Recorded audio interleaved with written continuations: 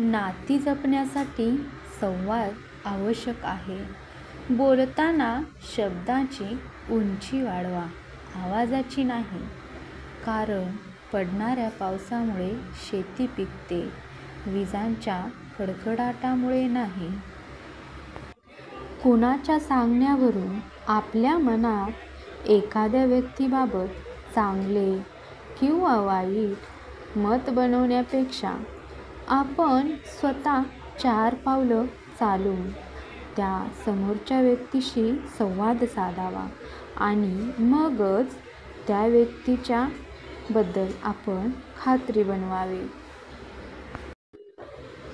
वाहतो तो झरा असतो आणि थांबतं ते डबकं असतं. डबक्यावर डास येतात आणि झऱ्यावर राजहंस. निवड आपली आहे.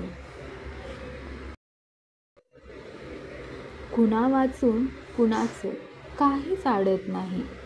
हे जरी खरं असलं तरी कोण कधी उपयोगी पडेल हे सांगता येत नाही.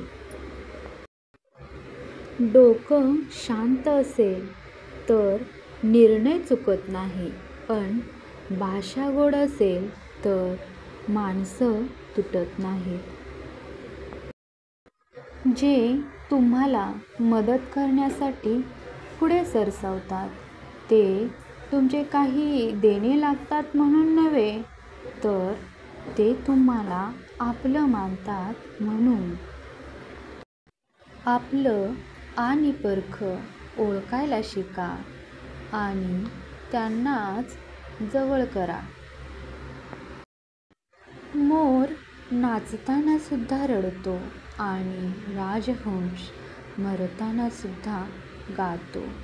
दुःखाच्या रात्री झोप कुणालाच लागत नाही आणि सुखाच्या आनंदात कुणीही झोपत नाही. यालाच जीवन म्हणतात.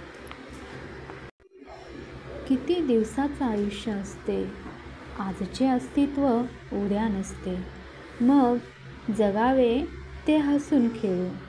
कारण या जगात उद्या काय होईल ते कुणालाच माहीत नसतं. म्हणून नेहमी आनंदी राहा, म्हणजे आपण निरोगी राहू.